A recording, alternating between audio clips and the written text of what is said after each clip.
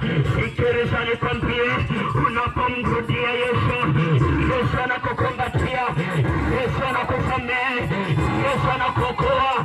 Haijalishi umetenda dhambi kiasi gani, haijalishi umezini kiasi gani, haijalishi umevuka bangi kiasi gani, haijalishi umekuwa ni mlevi kwa kiasi gani, haijalishi umekuwa ni addicted na madawa ya kulevya kiasi gani, haijalishi umekuwa ni shoga kiasi gani, ukija kwa Yesu yeye anakusamehe, yeye anakusamehe, yeye anakusamehe, anakutakasa kabisa na unakuwa huru kweli kweli.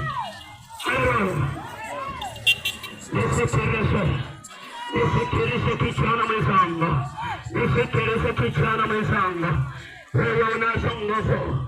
Mungu anakutafuta na shetani anakutafuta. Sasa nisikilize, usimpe nafasi shetani ya kukutumia, usimpe nafasi shetani ya kukutumia.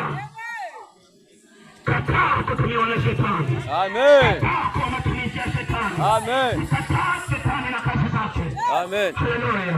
Amen. Sikiliza, ukimwamini Yesu jioni ya leo, Yesu anakutoa kwenye vifungo hivyo. Amen. Ukimwamini Yesu jioni ya leo, Yesu anakuokoa. Amen. Ukimwamini Yesu jioni ya leo, Yesu anakusamehe. Amen. Mungu anasamehe.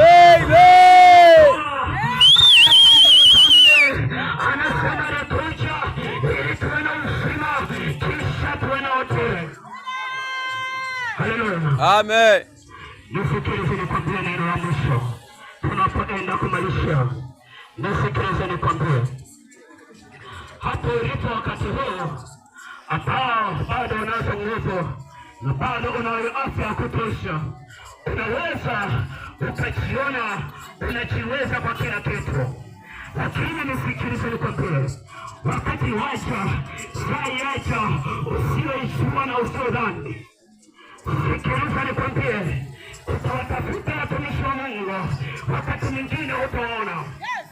Utatafuta msaada wa kimungu, wakati huo utauona.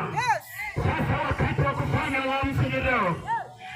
Leo wakati wa kufanya maamuzi. Leo wakati wa kurejea kwa Yesu. Leo wakati wa kumrudia Yesu.